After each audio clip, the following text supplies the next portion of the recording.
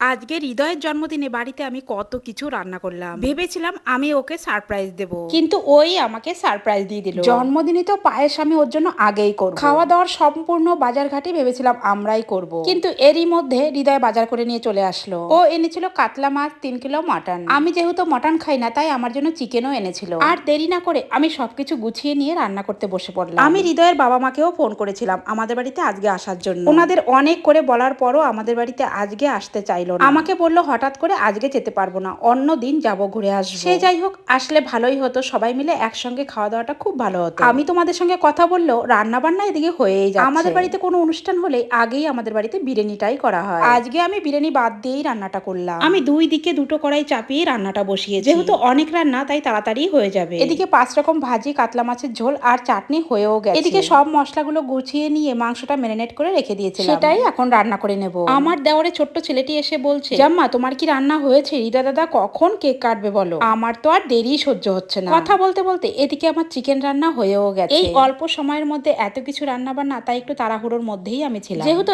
একা হাতেই সবকিছু গুছিয়ে নিয়ে করতে হয়। আজকে মটন রান্না করতে গিয়ে একটু সমস্যাই হয়ে গেছে। প্রথমে মটন ভালো করে ধুয়ে পরিষ্কার করে নিয়ে কুকারে দিয়ে লবণ হলুদ দিয়ে একটা সিটি মেরে নিয়েছিলাম, যাতে মটনটা একটু নরম হয়। আমি কুকার ধরেই নামিয়ে রেখেছিলাম, আমার একটুও খেয়াল ছিল না মটনগুলো বের করে রাখবো। কুকারের মধ্যে থাকতেই মটনটা নরম হয়ে গেছিল, তোমরা দেখলে নিশ্চয়ই বুঝতে পারবে। কিন্তু খেতে যে এত টেস্টি হয়েছিল সেটা তোমাদের আর কি বলবো। আমার যা খেয়ে বললো আমি মটনের হাড় কোনোদিনও চিবাতে পারিনি, আজকে ভালো করে চিবিয়ে খেয়েছি দিদি। যেহেতু আমি মটন খাই না, তাই রান্না করতে গিয়ে একবারও চেক করি না। আমি যেভাবেই লবণ লঙ্কা দিই না কেন, সব ঠিকঠাকই হয়। সবাই খাওয়ার পর বললো ভালোই হয়েছে খেতে। মটনটা নিয়েই আমার ভয় ছিল, কিন্তু সেটাই নাকি আরো বেশি টেস্টি হয়েছে। এদিকে দেখো বাড়িতে সবকিছু রান্না বান্না গুছিয়ে রেখে ছেলেকে নিয়ে বাজারে চলে আসলাম। হৃদয়ের জন্য যে কি নেবো সেটাই বুঝতে পারছিলাম না। সবকিছু দেখতে দেখতে একটা আংটি ওর জন্য পছন্দ হয়ে গেল, আর সেটা নিয়েই বাড়িতে চলে আসলাম। বাড়িতে এসে দেখি জামা কাপড় সব এলোমেলো রয়েছে। সুমি তো উপরে সাজাচ্ছিল, এর মধ্যে আমি সবকিছু গুছিয়ে নিলাম। এরই মধ্যে ছেলে আমাকে ডাকতে আসলো, চলো মা কি সুন্দর সাজিয়েছে বেলুন দিয়ে, তুমি দেখবে। এত সুন্দর সাজিয়েছে,